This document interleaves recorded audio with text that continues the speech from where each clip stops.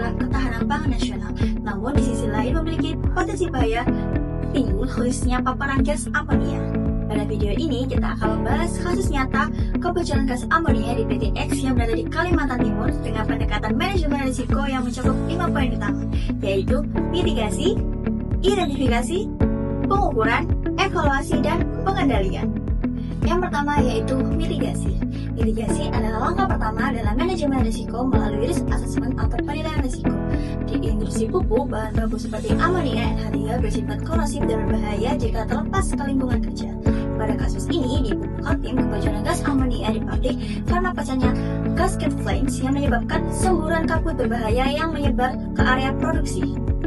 Pada kasus di PT X Kalimantan Timur, kebocoran gas amonia terjadi akibat kerusakan pada sistem perpipaan bertekanan tinggi. Risiko yang diidentifikasi meliputi gangguan pernapasan, iritan mata, hingga risiko fatal jika terpapar pada presentasi tinggi. Penilaian risiko menunjukkan bahwa kebocoran amonia termasuk tinggi karena dampaknya langsung terhadap keselamatan kerja dan dapat menyebar dengan cepat di area produksi.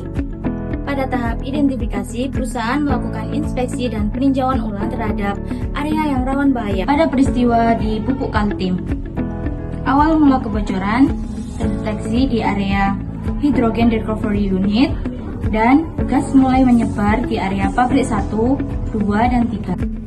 Identifikasi juga mencakup kondisi kerja pekerja yang berada di sekitar area tersebut tanpa pelindung respirator khusus.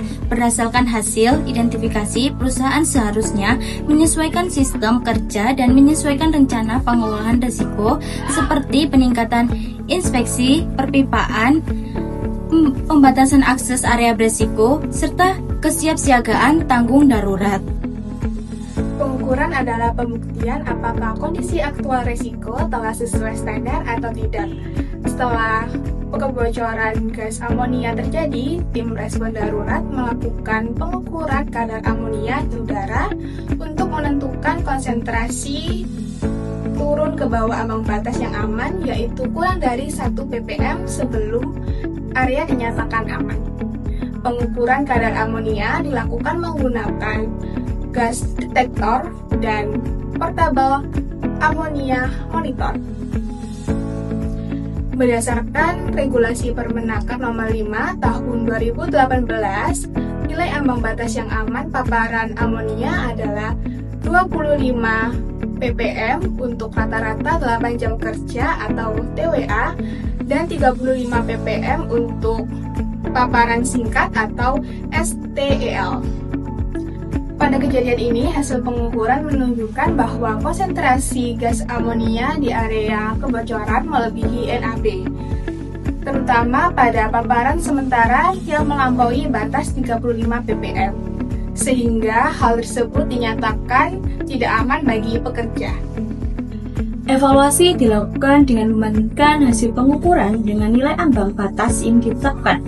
Karena konsentrasi amonia terukur melebihi NAB sesuai Permenaker, maka kondisi kerja dinilai tidak memenuhi standar K3 lingkungan kerja. Evaluasi juga menunjukkan bahwa sistem deteksi dini dan inspeksi belum sepenuhnya efektif dalam mencegah kebocoran sejak awal. Hasil evaluasi ini menjadi dasar untuk melakukan perbaikan prosedur, peningkatan sistem pemantauan, serta penguatan kebijakan keselamatan kerja di area produksi amonia. Pengendalian dilakukan untuk mencegah kejadian serupa terulang kembali. Berdasarkan kasus kebocoran gas amonia ini, pengendalian dilakukan melalui beberapa pendekatan. Yang pertama, pengendalian teknis, seperti pemasangan detektor gas amonia otomatis, peningkatan ventilasi, dan juga penggantian pipaan dan gasket yang lebih tahan tekanan dan juga korrosi. Kedua, pengendalian administratif, meliputi revisi SOP kerja aman, penjadwalan inspeksi rutin, dan juga pelatihan tanggap darurat bagi pekerja. Dan yang ketiga, penggunaan APT, yaitu respirator khusus gas amonia bagi pekerja di area berisiko sebagai pelindung